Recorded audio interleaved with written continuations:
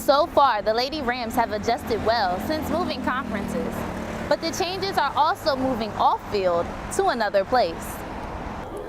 3, 2, 1. Not only has the Rolling for Freedom Project provided voter information personally, but they've also teamed up with local churches and some familiar faces to spread election knowledge.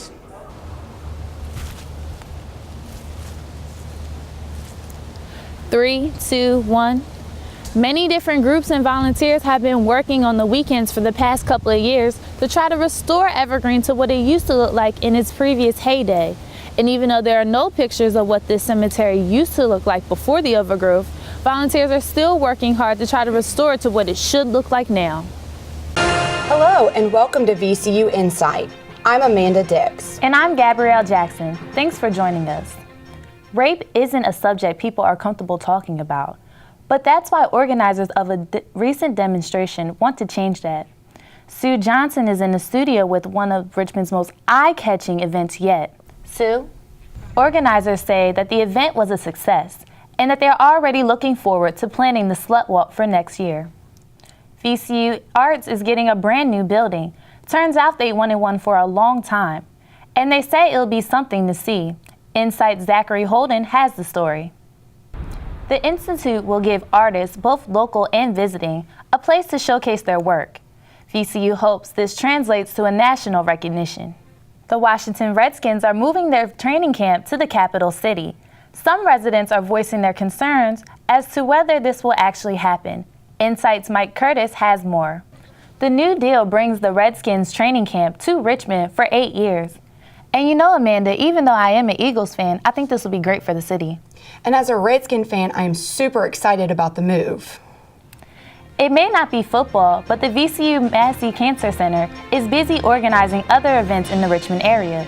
Insight's Martha Brickey is here tonight with a couple guests to tell us more.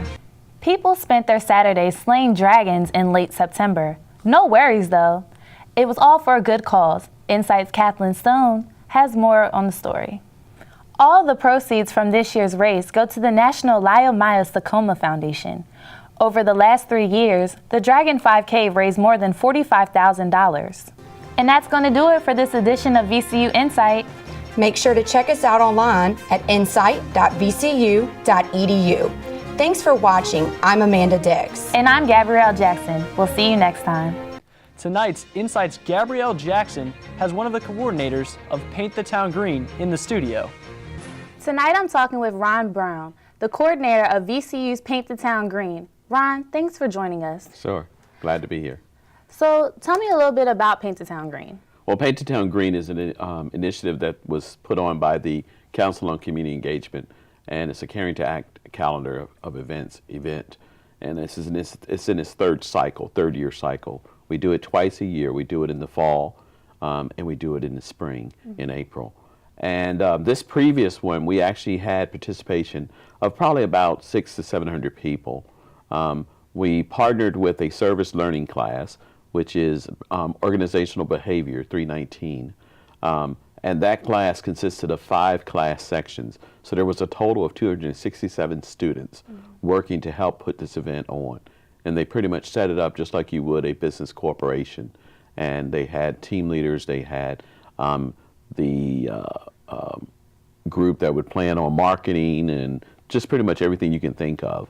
And we were able to reach out pretty far all the way to Petersburg. And we even had soldiers from Fort Lee present, as well as from the City of Richmond and Department of Juvenile Justice. We had students out there.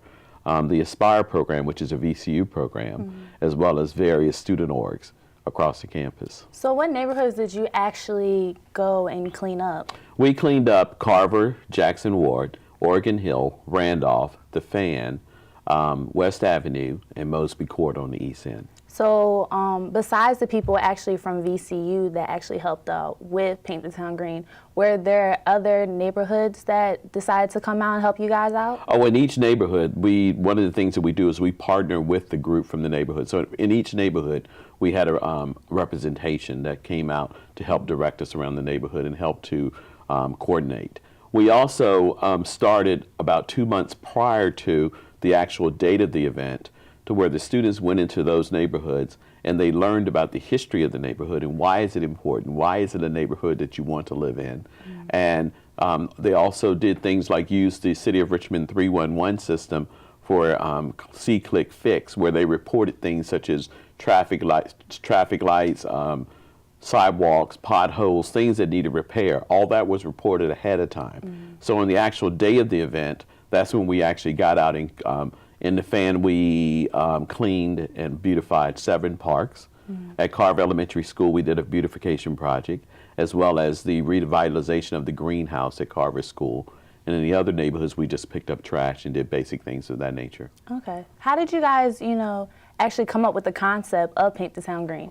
Well, there's always a situation of students living in the residential neighborhoods and students doing what students do, and the problem that causes in the neighborhood, the negative repercussions of that. And we wanted to do something positive for the residential areas, plus to get the students to interact with the residents. What has come out of it is that when our students realize, by working in these neighborhoods and working side by side and learning the history, why is this neighborhood a special place? It tends to foster a different attitude of respect for living there, as well as for the people that live there. By them working with these students, it's not just that student, it's not that kid that I see every day, it's a familiar face or name. So it actually heals that relationship from kind of the inside out. So, you're telling me so many great things about it, how did it turn out in the end? Oh, it was absolutely wonderful. It's funny because with the management class and the SGA that was also helping to put this on, we had many, many meetings and talked about possible scenarios of what would happen. And, just like anything, it's like the party that you have at home or your family reunion. Whatever didn't happen, we knew that it didn't happen, but no one else did. Yeah. But it turned out to be a great event. That's good. I've been speaking with Ron Brown. Thank you so much for joining us. He's the coordinator of VCU's Paint the Town Green. Thanks for being here. Sure. Cary Street Field. What used to be home to the CAA conference is now home to the A-10 for the women's field hockey team at VCU. But that was not the only change that the team underwent. Meet Shannon Carl. She was a 5-year assistant coach with the Lady Rams before becoming the head coach of the team this season. I thought it was a great opportunity to continue to work with this team and these young women. Carl says not only does she have a great staff to assist her, but a team full of players who are self-motivated. So far, the Lady Rams have adjusted well since moving conferences, but the changes are also moving off-field to another place. The players posted a mission statement saying that they will unite through our love of the game and create a passionate, competitive, and professional environment in which we can reach our highest potential and strive to exceed all expectations. In the classroom, the team wants to maintain a 3.5 GPA average, whereas last spring the team averaged a 3.466.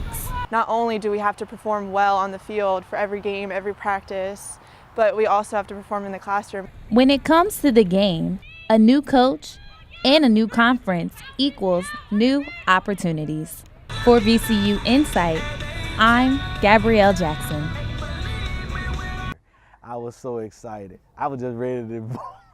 Irvin Mitchell is an electrician with the city of Richmond. During his time off, he goes to events like the 2nd Street Festival with his family.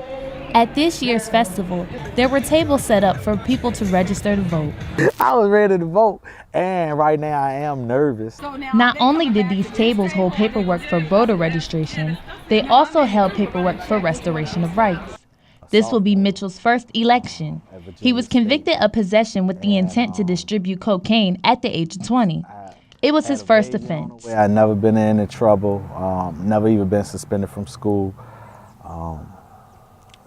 Just made a wrong decision and basically found myself, facing the law. Now, at 36, Mitchell has been giving his voting rights back through a petition signed by Governor McDonnell.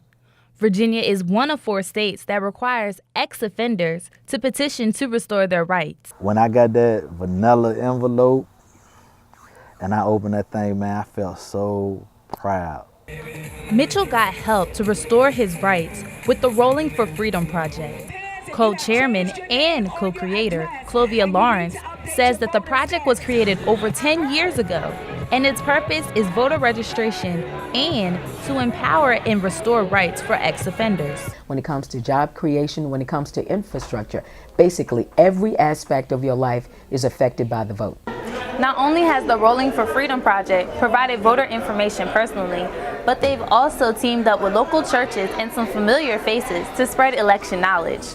Rolling for Freedom had been known to link up with Mayor Dwight Jones and more recently with Cedar Street Baptist Church of God with guest speaker Reverend Al Sharpton. It wasn't that easy for us. Anytime you have an opportunity to vote on something, it's for a reason. That's why they're voting for it. An opportunity that can be taken away with a blink of an eye. For VCU Insight, I'm Gabrielle Jackson. Instead of sleeping in or running errands on a Saturday, people from the surrounding communities have decided to spend their morning volunteering at Evergreen Cemetery.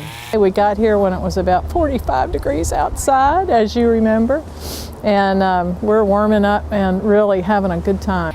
The 60-acre historically black cemetery has been swallowed alive by trees, kudzu, and bushes. Over 5,000 are buried here and are lost due to unmarked graves and overgrown nature. John Shuck has been the volunteer coordinator of the cleanups for 4 years. He said his first image of Evergreen reminded him of a forest. When we found this monument, we probably walked right where we are now and didn't even see it.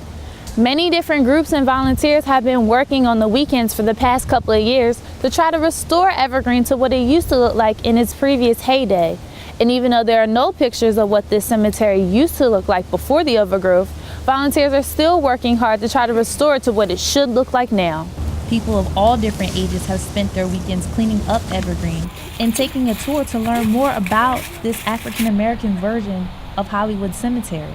These groups have adopted different areas in the cemetery to work on, unearthing graves that haven't seen the light of day in a long time. And they're buried, like 6 to 18 inches under the ground. So when you find one, you just feel like, you've done some magical thing to unearth a gravestone. A feeling that can last a lifetime.